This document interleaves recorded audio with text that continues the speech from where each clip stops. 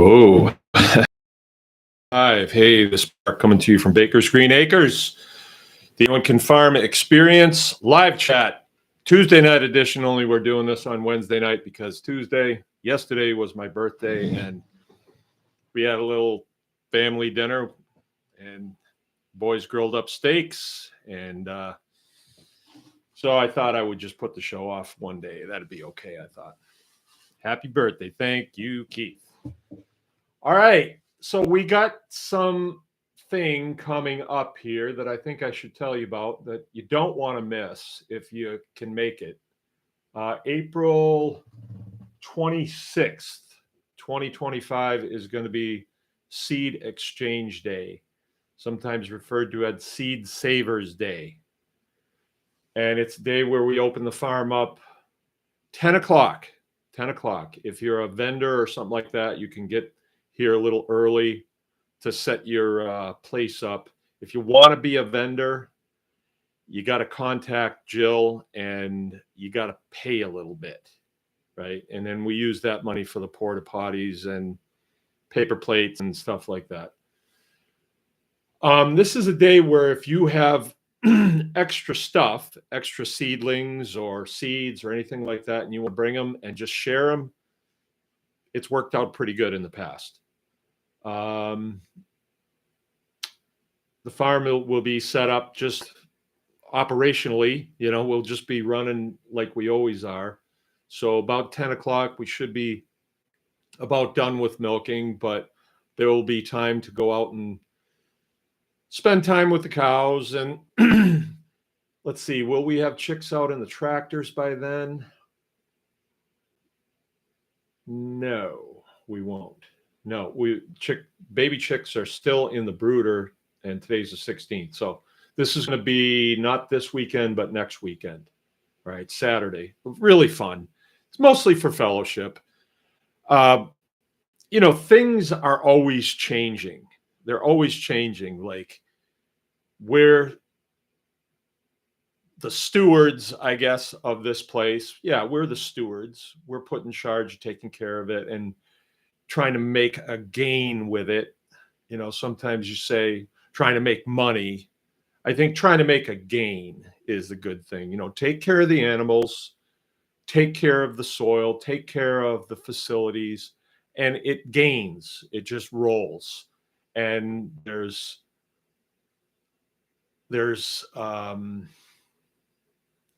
gain. There's gains are made if we handle it properly. And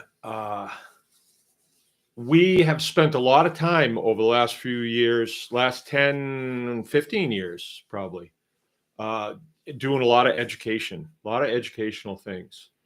And in the last few years, it's dropped off. People seem to be spending more time on YouTube, which is great. I'm glad that's there. There's a lot of people that are maybe following our lead, and then they're setting up some sort of education program. So it's happening.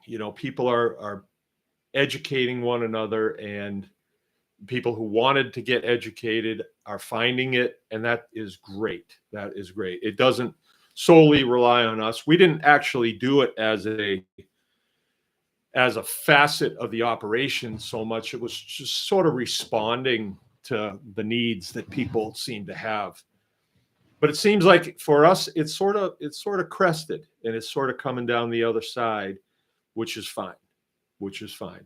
Right now, at this point, there are no plans to do Homestead hog harvest this year. There are no plans, right? And that's huge because we've done it for so many years. 15 years we did it. A lot of work goes into that, the preparation for it, and it doesn't seem that people are responding to it. Fine, that's good. Everybody who needed to know how to do it in this area knows how to do it now. Last year, we had it was supposed to be a class of 12. We had 6, and 2 of them didn't show. So it's kind of telling us that, well, I don't know if people really want this. So that's okay. what we do is, okay, well, here's a bunch of energy and time that we have that we're not going to dedicate to this. We'll dedicate it over here. There's always something to do. You can always shift and change your focus on what you're going to do. Um, Another thing that we've noticed in the last couple of years is pastured poultry. For us, it has not it's not the way it used to be. It used to be we would get all of our chickens sold. This year, I think we still have some in the freezer, a lot of them in the freezer. So we're going into the next season and we haven't even sold what we had for last season. And by the time they sit in the freezer all that time and you spend all that money on electricity to keep the freezers going, your profits drop off. So you look at it and you say, well, do we need to be doing this? Is this something that, or would we be better off focusing our attention on something else? There's always something else. The dairy is working out really well, really well. We are putting the finishing touches on the milk house and the fencing situation for pastured for grazing, which is a whole thing in itself. It's a big deal, and it's the difference between, you know, it changes the percentage of profit drastically. So right now, I'm still feeding bales of hay. Come the middle of next month, the cows will be going out every day and they won't be getting any more hay. I will start to pull that back, and they won't want it anyway. They'll want to go out and get the green grass. About May 16th, actually, is when the grass starts coming in really good. They can be out before then. It's not a big deal. And they're getting everything they need off of the grass. They really start to bulk up. They start to shine more, sparkle more. The milk changes. It's more woody tasting. It's more grassy tasting. It's better. I got some milk here right now. I'm going to take a swig.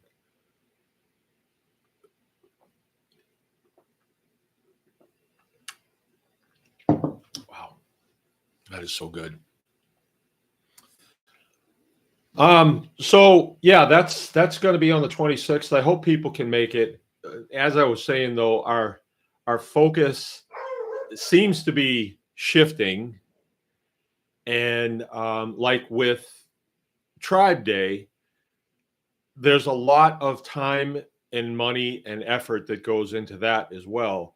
We're still going to do Tribe Day, but our focus is going to be off of, okay, we got to have speakers that come in that we have to pay to entertain people. What if we just have, what if the focus was more on just hanging out, just fellowship? Let's call it fellowship. Farm fellowship, where people get to talk and share and look at this place and ask questions about what's happening. I think we can always spend time on teaching the children, though. And from the people that come to Tribe Day, we can draw from those people and say, hey, are you able to teach this to children? You know how to do it. So we've got you educated up to a point. Let's let you level off for a little bit, but let's have you teaching children instead of playing games with them. That's good too. We're going to play games always, but teaching things. A few things that I was taught as a kid that has stuck with me to this day, even though that was a really good thing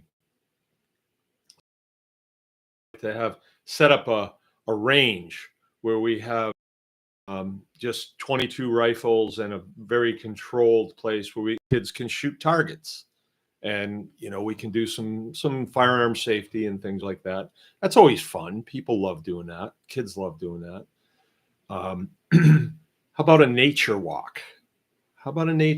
Where somebody takes the kids through the woods and leaves them there. No, but it takes them through the woods and shows them things that we're used to in the woods, but other kids, they just walk past it and they don't see it.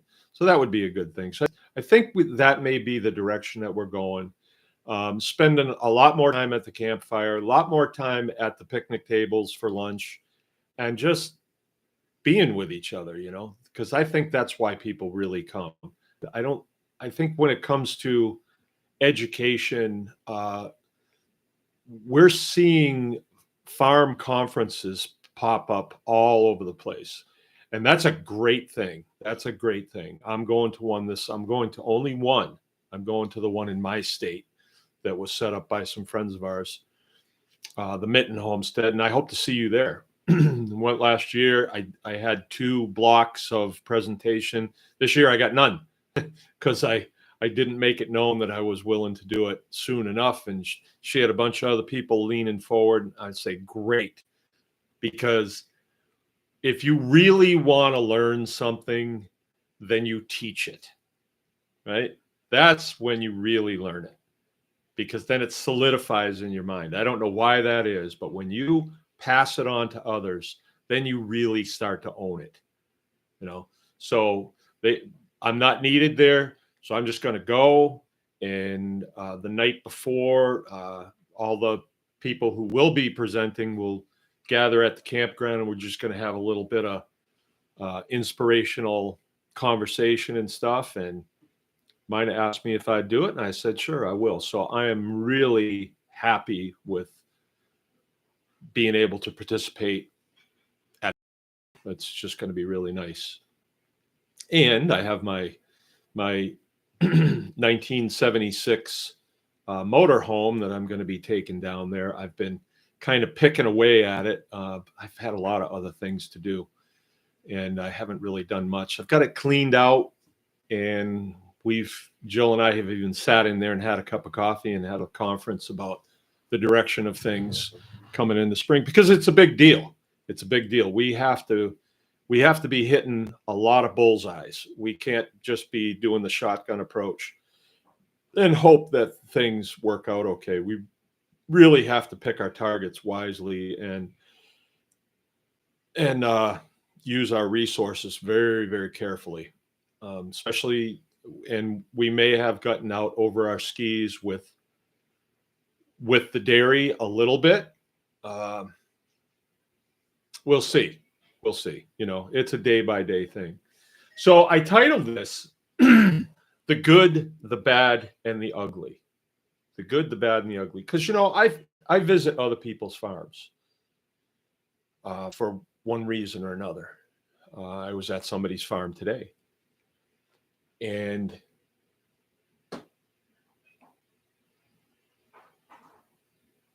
sometimes I really, let's see, how do I put this? How do I put this delicately? Sometimes I wind up feeling very nostalgic. That's a good way to put it. When we started this, we thought we knew where we were going. We thought, because we had looked at calendars with cool pictures on them. That's farming. Oh, I like that. That looks good. That looks good. But then when you get into it, it's not like you thought it would be. It's not like that all the time. All the time. You have moments of that, and then you have moments of doubt, and you have periods of doubt.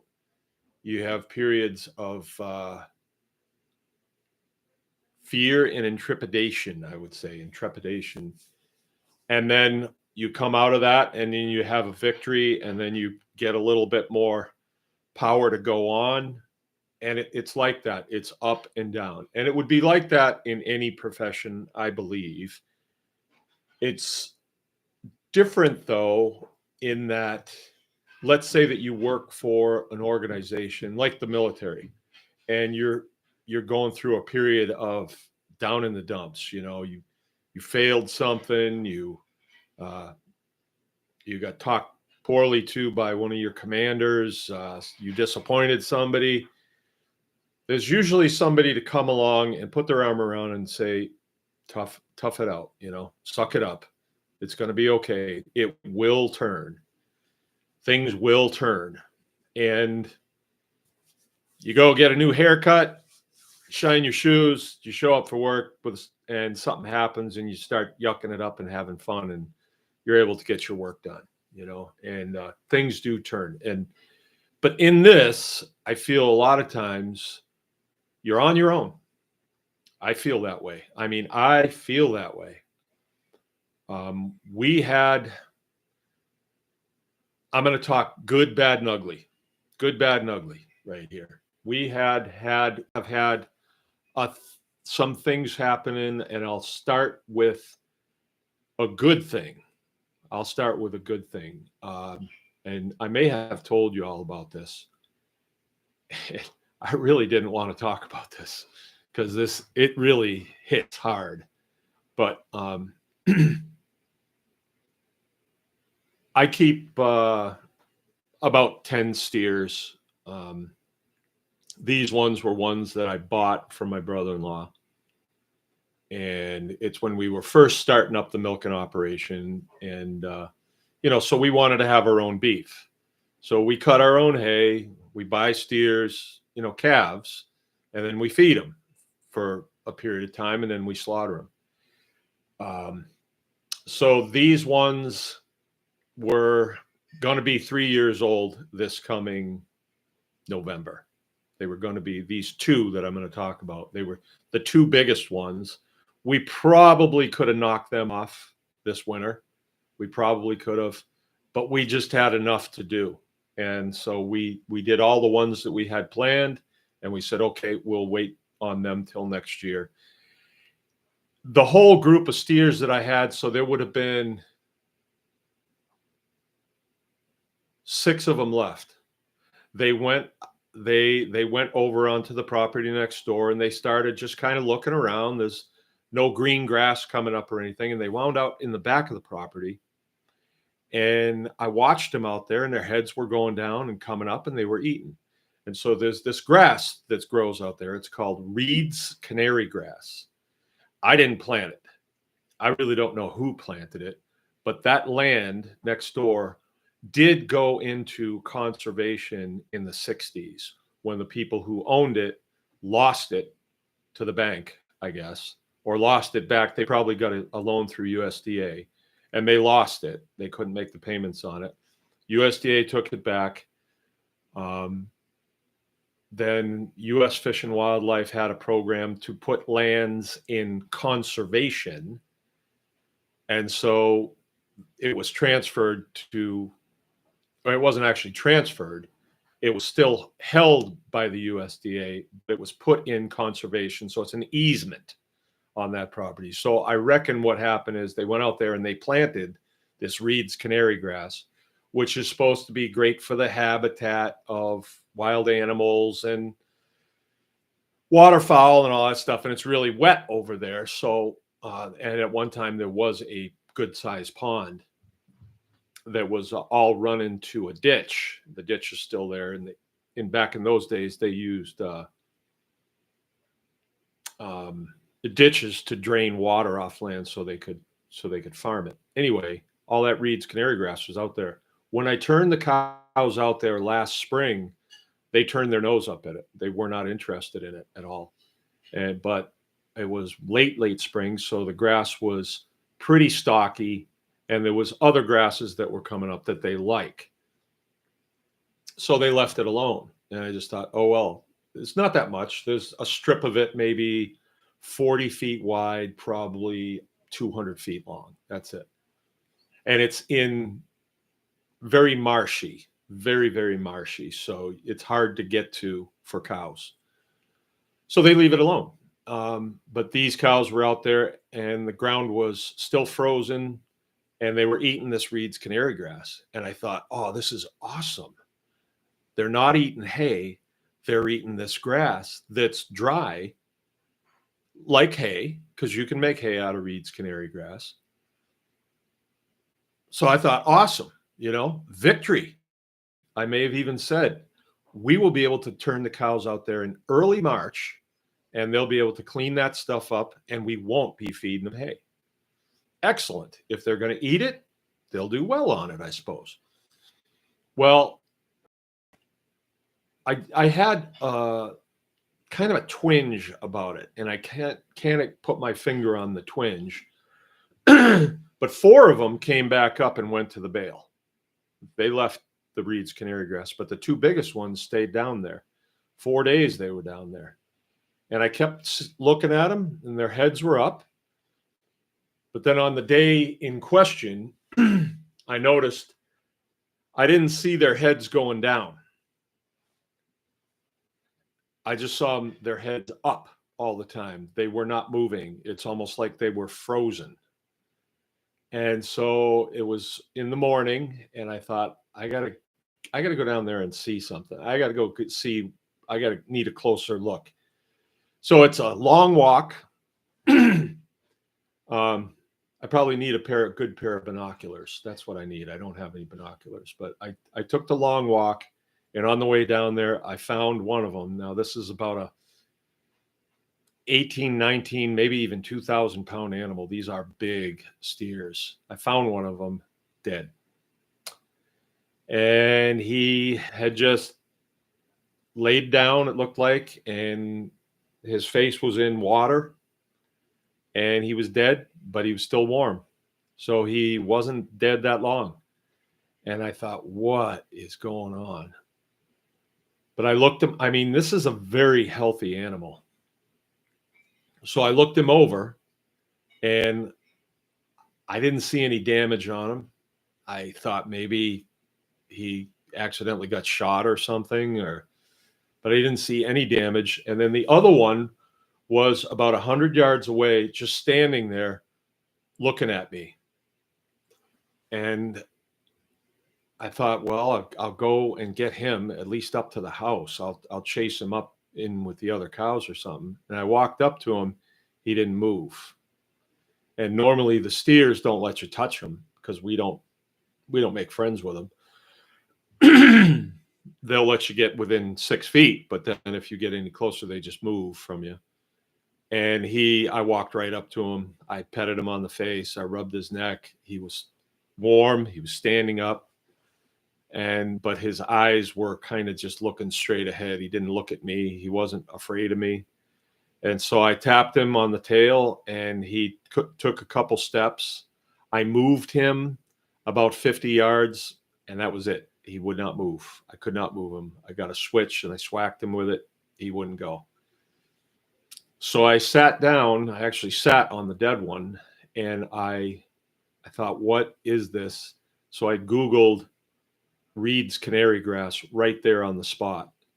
And I read all these stories about it. And they were all very recent stories, like going back to like 2010, so there was nothing much. And then I got further down and I found one story about a farm where 20 steers out of 30 had keeled over dead. And the guy thankfully called the vet called the university came out, did samples and stuff. They went back to the Reed's canary grass. It was at the same time of year, early spring, and they analyzed the Reed's canary grass and they found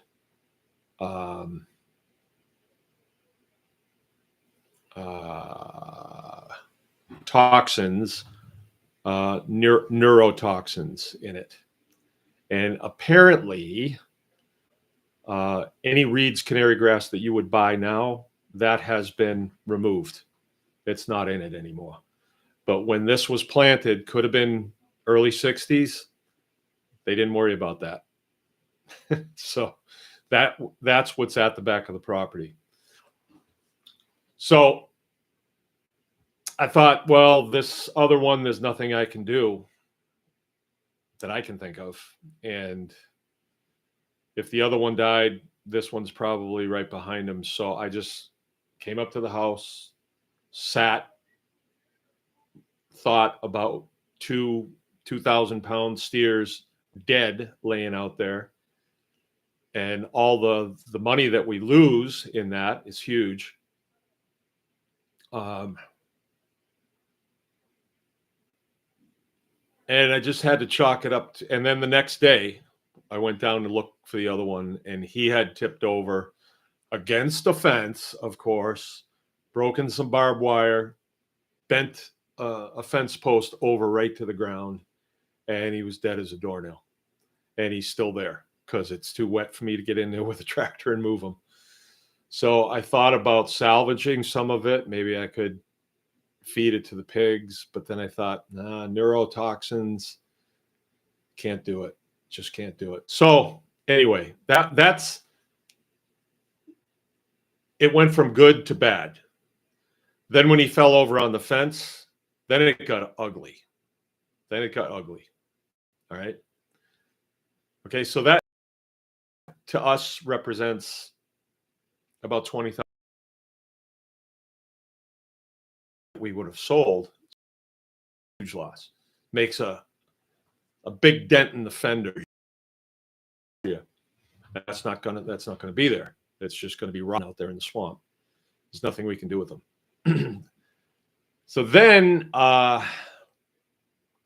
we had another thing that was going on, and it was bad. It was bad, and it's one of our cows, Cece, Cookies and Cream. The kids named her 7 years ago when she was just a calf.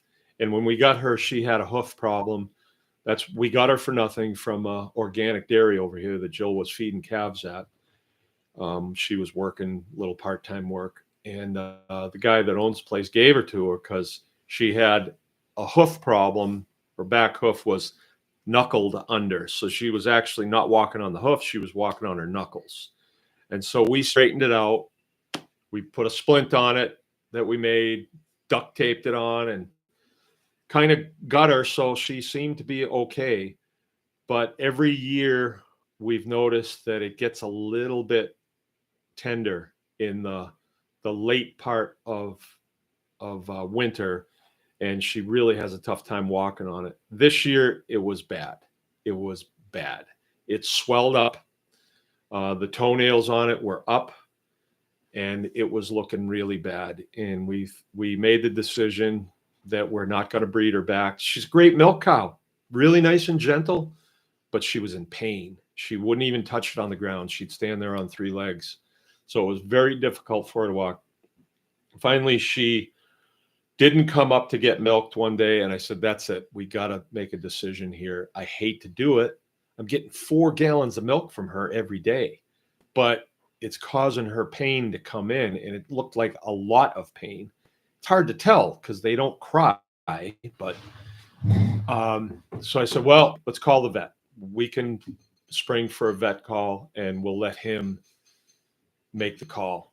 And he came out, and he just winced when he looked at her foot. He just winced. He says, I can't do anything for her. I can't. There's nothing I can do.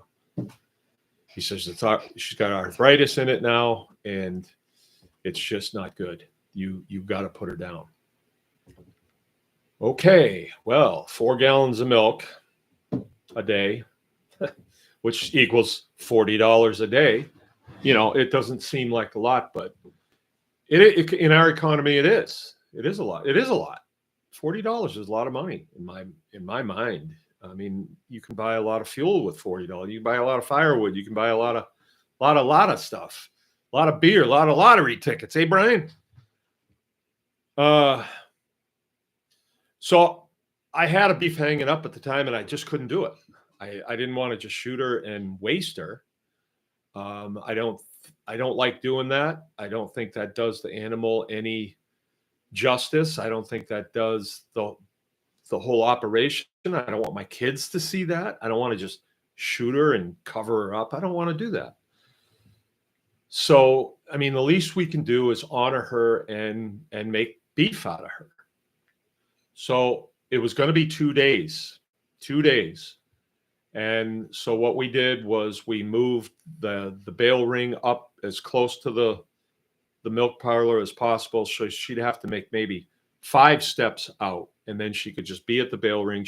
She'll eat and then lay down right there. And that seemed to be okay. It seemed to be all right. Okay, we got a couple days. Well, I went on our consulting call, which is usually Wednesday nights, every other Wednesday. And if you're not going there and you're a Tribe Plus member, you're really missing out. And one of the members there, Ann Putnam, if you know Ann Putnam, she's just a wealth of information. Sometimes it's like a fire hose. She turns that fire hose on you with info. But she had some input on that. So I was like scribbling it down. If there's something I can do for Cece, I'll do it.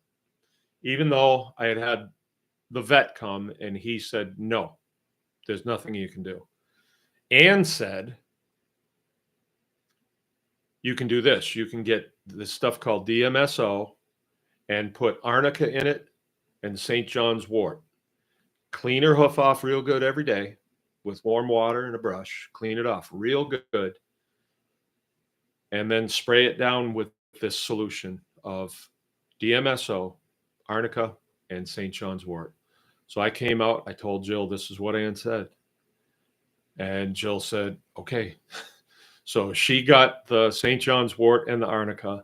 I went and got the DMSO. Wasn't much. It was for, it's like jelly. It's like a salve. It was $30 at Tractor Supply. And we started off by just smearing it on. But then we started mixing the whole concoction together, and I got a sprayer and started spraying it on. In 5 days, there was a noticeable difference. And so we said, okay, let's trim that hoof. So we got her in. Jim held her hoof, her leg, and I took a Sawzall and I cut the toenails off. And it seemed to help. And that's probably 10 days ago now. And I just came in from feeding, and I especially look at her, and she is so much better. And I believe now that we can cure her, right? She's a regenerative organism, and we found the right thing to regenerate that hoof. So something was going on there. There was a lot of inflammation. And what happened, I was cleaning her hoof one day, and there was it looked like a spot of manure, and it wouldn't come off. Finally, boom, it came off, and it was a scab, right? And under it was all this pus, and it started to come out, started to ooze out. And so I brushed it off, and a little bit more warm water, and I brushed off some more, and some more came, and it really drained. And then it stopped draining, and then it healed. Now it's skin on her hoof, not a scab. And then another one opened up, and some more came out. It was closer to where the hoof meets the flesh, and it kind of cracked along there, and a bunch of pus came out of there. And I looked at her today, and another one has opened up, and pus is coming out. I think it's good, and she's putting weight on it. She's putting a lot of weight on it. She stands on it. I think she's got a little muscle memory going where she lifts it off, periodically. But when I'm watching her walk, she's walking really good. So here's a 7-year-old cow. She could go another 7 years easy the way we treat them. And so that's the good. And I really got to grab hold of that. And just, go out and spend time with her, drink her milk, think about her, and think about all the animals here and their regenerative nature. And then last Tuesday before this last one, our Great Pyrenees Claire, the female, 9 years old, she's given us a ton of puppies. She's just a good girl. All of a sudden there was a shift in her. And she, when you looked at her from far away, it's like, is that Claire? It didn't even look like her. It looked like a different face. If you're around him all the time, you would know. But she just looked different. She held herself different. Her head was held different. Her ears were different. And I pointed out to Jill and I said, what's with Claire? Something's. And then one night I got up and she was walking around in the backyard, like looking for something, and it wasn't right. So I went out and I got her and I brought her in, and she started to climb up into the corner. She would just climb up on stuff. And then she went in the living room, where she never goes in the living room. Like, none of our dogs go in there. Like, they never hardly come in the house. But if they do, they're restricted to just the big room here, the dining room. So she went in the living room and tried to get up on the couch. And so I took her out and I put her in the back room here where I'm at. And then she starts trying to climb up on the desk and this table and stuff. So she's not right. And I thought, well, maybe she'll be okay in the morning. I don't really know what to do. I let her outside. Next morning, she wasn't here. Right. So we start looking, making rings bigger and bigger and bigger. We finally found her. She was a long ways away, someplace where she has never been. And she's laid out on her side and she's not conscious. And I'm going to tell you all about this because there was a real learning experience for me in this. This is the good, the bad, and the ugly, right? Thrill of victory, the agony of defeat. I found her. She didn't pick her head up. She didn't seem to know who I was. Her eyes opened, but she was startled when I said her name. It was not her. And I had a pistol in my truck, and I thought maybe I should just get it over with. But I was in a really bad place. It's just a bad place. And killing when you're in a bad place is not good. It's not good for me. I wasn't particularly getting along too good with Jill that day. And so I said, but I was forced to defer to her because she can put her hands on animals and tell you what the story is with them. I can't. But I can't find water under the ground either. She can. I can't have a baby. She can.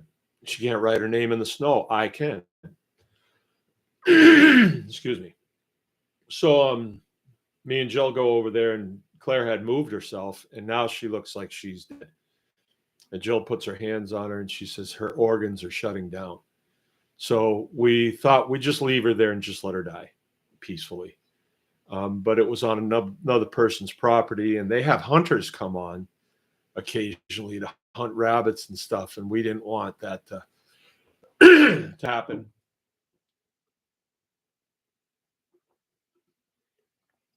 So we scooped her up, brought her home, brought her in the house. She drank some water, and then we just laid her down. And she just laid down. And excuse me. So it went like that for a week, where she was kind of out of her mind. And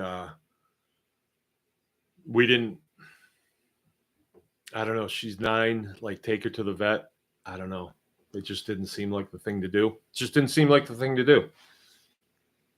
And then finally, this Tuesday, we wound up having to put her in with the goats in that round pen because she was getting herself into all kinds of trouble.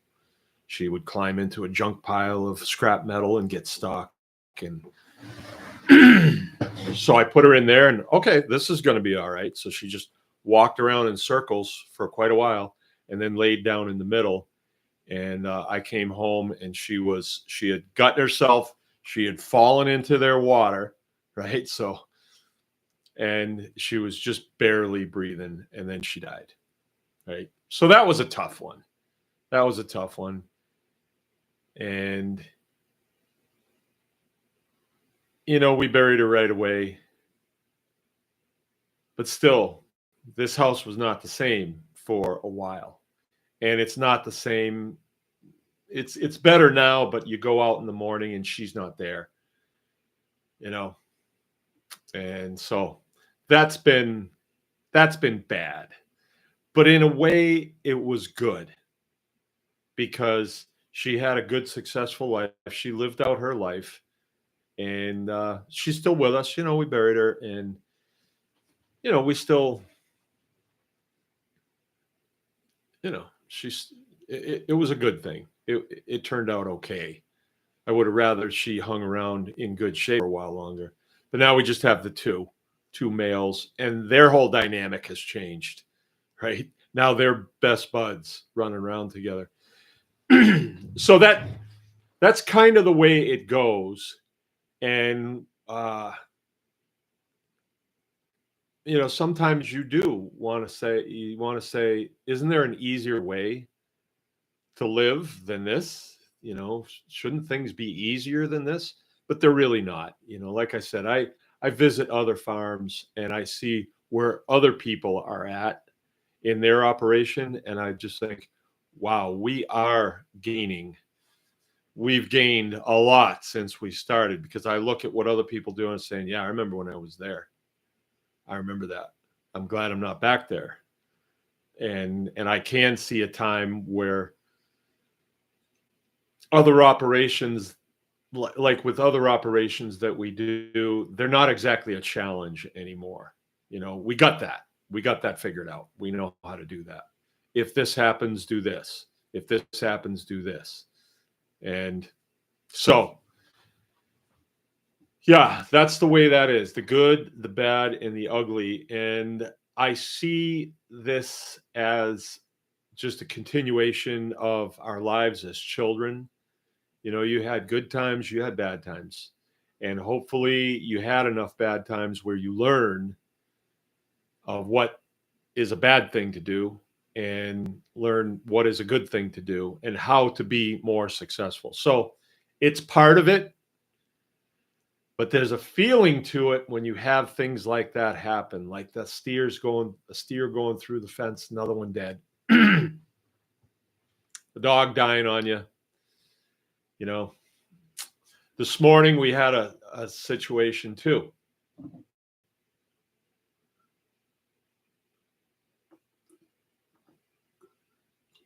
I went to bed last night thinking about what I was going to do today. I had everything ready. Nothing can stop me from doing it. Never say that. Never say that. So I was the number 2 milking today. It was supposed to be Jill, but I took over for her. She had things to do. And our hired guy was going to be the number 1 milking. And I could do the number 1. I've done it enough times, but I'm trying to get him trained so he can stand in for us if we have to go someplace in our camper.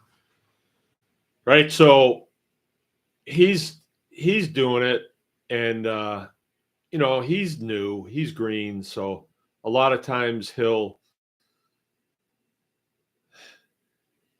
let the cows in before he opens the stanchions up.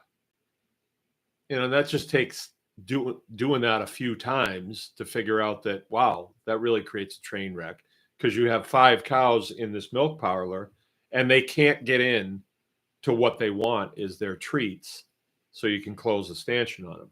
And you got 5 of them wandering around, and they're all looking for something to eat.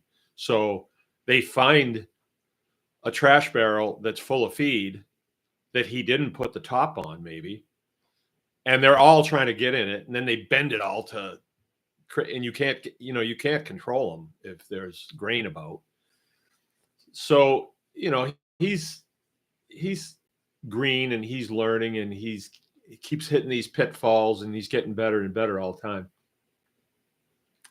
But today he let one of the cows out, and he had the milk pail, the milking pail, right in her way.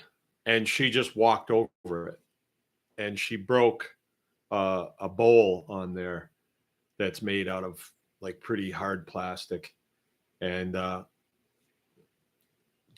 milk machine won't work without it. It just will not work without it. So then I was just getting ready to do what I was going to do. Like I was going to put some urethane down on this counter that I built so we can start using it in the milk house. And I was just ready to do it. And this happened. He comes out and he says, I broke this. So I said, okay. And I'm really trying to not react to anything. Like you want to say, how the hell did you do that?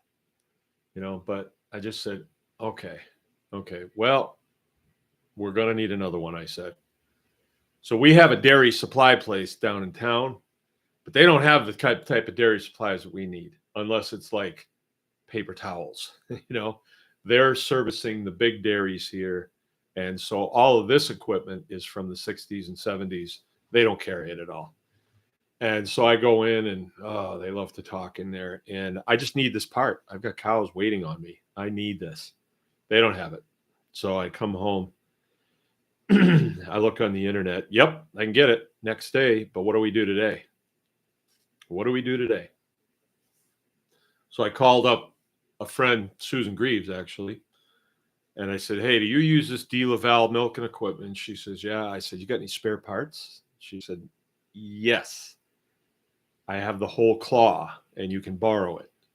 The claw being the thing that has the 4 tit cups on it, and then you put it up under the cow, and then it connects to the compressor and connects to the milk bucket, and the milk bucket connects to the compressor and the bucket fills. And so that's an hour away. So I'm like, okay, I'm coming. Like nothing else I can do. But in the meantime, it's an hour up to her house and an hour back. That's 2 hours. We can't leave the cows in the stanchion for 2 hours. So I came and Jill was right here doing her work on a computer. And I said, I got a problem. She said, what's that? And I explained it to her. She said, okay, well, I'll go out and hand milk them. And on my way up to Susan's, I'm thinking, what a blessing it is that I'm partnering with somebody that will put down what they're doing to go out and hand milk 2 cows so we can meet our order, for milk for the day and get the cows milked and get it done, get it behind us. What a blessing, right? So that's the good.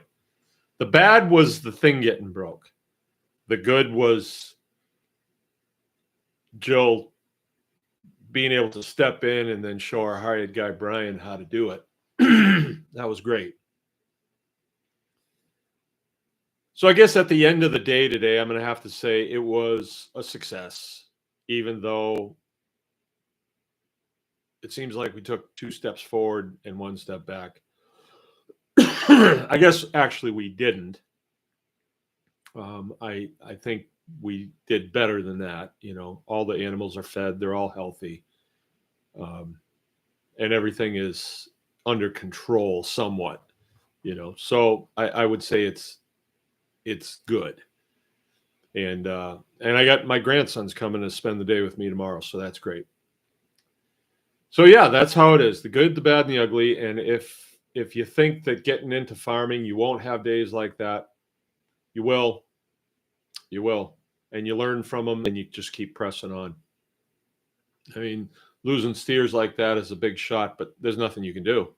So you do what you can and figure out what happened and don't let that happen again. It's very simple. If I ever saw them down there in the early spring, I would chase them out, chase them back to the bale, and I'd put a chain up across so they couldn't get out there. They were just exploring is all they were doing, and they don't need to. Yeah, so that's that. And we press on. Tomorrow's going to be in the 60s, and we're going to have some sun. I got a lot going on here.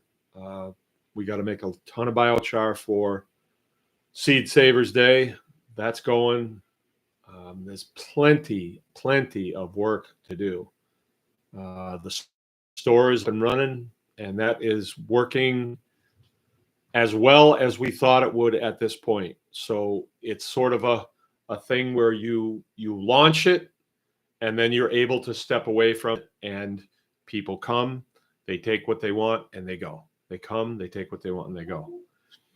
And it doesn't require us to do it. So we can be working on other things. We did another couple of things too. Yesterday, we built Frank and I built a berm around the inside of the milk house. So we had to form it up and then pour it with concrete. And it sealed off the floor from the wall. So now we can wash the floors down better. And that turned out really nice. We got the forms off this morning, looked really good. Jim is working on the milk house suite. So he was putting a section of ceiling in. And I just can't tell you how proud I am and what a good feeling it is that when you have a 15-year-old that, you know, when they're 10, they're useful, but only for a short period of time, you know, and then 11, 12, they're getting better. 13, they start to take a dip and they get an attitude. 14, that attitude is still good. Now 15, onwards towards 16, he's going to be driving. His craftsmanship is really coming in. His ability to use the level, drive screws, do a clean job, clean up after himself after he's done. It's just heartwarming to see that. And to know that, you know, I can challenge him for a couple more years while he's still here to bring himself to the next level of craftsmanship. You know, that's really cool. That is really cool. And Frank's same way. Frank's 15. No, Frank's 13. And, you know, he's my concrete guy. He loves doing concrete. He's pretty good at it too. And he's a good craftsman. He's going to be a real winner. They both are. All my kids are. Yeah. So that's good. That's good. And then when I go out and I see the work that they've done, I think that's a good thing. That's really a good thing. Tools put away, clean up, you know, really, that's so good. Going into spring, a lot of times I have a tendency to say, we can do this, and we can do this, and we can do this. And today I said, no, we don't have to do this. We don't. If we don't do that, we're not disappointing anybody, and we can do it next year. We're not doing that this year. We want to fine tune everything that we're doing and get on top of it. I don't want to be behind. I don't want to be behind. So we got the cabin over on the property next door is all closed in. I'm just waiting on, I got to find some windows and a door to go in. I went looking for them the other day. I couldn't find them. I can always go to like Home Depot and buy them new, but holy smokes, you're talking $500 for a door set. I don't want to pay that. That's crazy. $500. I mean, we used to find, there's a place down here on the highway that had, you know, all used stuff from construction. And then there's the Restore in Cadillac, and they used to have tons of stuff. I went to both places the other day, nothing. I didn't find one window in a frame, not one. There was just a bunch of windows, but no frames.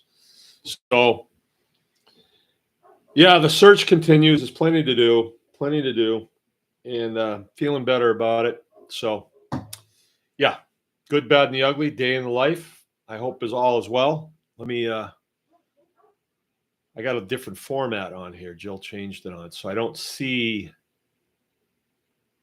No, I don't see. I can see a few comments, but there's not many of them. So people are not really saying much. Happy birthday from Keith. Thank you very much. I turned 65. Brian Jacobs says one of the best experience of his life. Must have been talking about Homestead Hog Harvest. Sarah, hold the line, Homestead. So that's sad. I'm sorry things have been hard lately. Yeah, but they are. That's the way it is. That's the way it is. It's not like it's going to be rainbows and, you know, unicorn farts from here on out. It's not. There's going to be other stuff. There is. Other things are going to happen. They just always do. And you have to see them. You have to know they're coming. And then when you see them, oh, okay, there you are. I'm not going to let that shake me, though. I'm not going to let it shake me. Yep. And then International is saying Jill rocks, and that is true. That is true. Cleric's had a new baby, by the way. And I get to hold him the other day when I was down there. They named him Frank. Yeah. So we went down there the other day to look at their operation. They're in deep. Tommy's going to be leaving his job and staying home and farming full time. And I think I'm hearing that they're going to dairy. I think so. I think that would be, I mean, that's what I'm doing. And so I'm not going to hide anything from you. It's the best thing that I've come across. It's a flow of cash coming through. It's a flow. It may not be a massive flow, when you first start out, but it's a flow. And it's a flow of customers, and it's a flow of information that comes through with those customers, so you can get a feel for what are people looking for? What do they want? But you can grow stuff, but if people don't want it, you're not going to sell it. So, and that's the idea. People who live in town can't have cows. You live country, you can have cows. So you milk them, they buy the milk. If they don't want the milk, then don't milk the cows. It's that simple. But raw milk is really making a vicious comeback. And I think it's here to stay. I really think it's here to stay. It is in our house. We've been doing raw milk forever. And I really don't think that me encouraging people to get into dairying is going to saturate the market. I really don't. I mean, I live next to a town of 10,000 people, Cadillac, Michigan. We're taking care of, I don't know how many families, 25, 30, 40 families. That's it out of 10,000. There's a lot more people there. So if other dairies come along, hey, that's all right. I mean, maybe you'll just get people that live closer to you. You really want to service people that are close to you, in your circle. You don't want to be going too far. And we really haven't even touched on, I'm going to have to do this soon because I've got one cow that's going to calf Sunday, on or about Sunday, and then another one on or about May 1st, in that time frame. So very close. So we're going to be in the 20 gallons a day range. We've got a waiting list so we can fill that. And it's really nice to know that, okay, I've definitely got these two cows that are going to calf. I think the chances are really good that they're healthy and they're going to have a healthy calf. I might get a heifer. I might get two heifers. And I'll get to milk them both. And they're both going to give me 5, 6, 7 gallons each. And I've got a waiting list for it. That's a good feeling because that milk is just going to it's going to turn around and go right out. And then new customers are going to be coming onto the farm. And then I've got another cow that's going to go in October. So these two are going to have to carry us through the summer. And who knows what will happen. You never know. You never know what will happen. We might come across something else. When does Face go? I forget. I got one cow that's, I'd have to check the records. All right. 9:00. I've been on for an hour. It is Wednesday. I'm going to go get something to eat and fall down early tonight. Thanks everybody for coming. Okay. Yeah, that's it. That's all I got to brief. Get out there, make it happen. Don't let anything stop you. Never give up. Anyone can farm. Good night.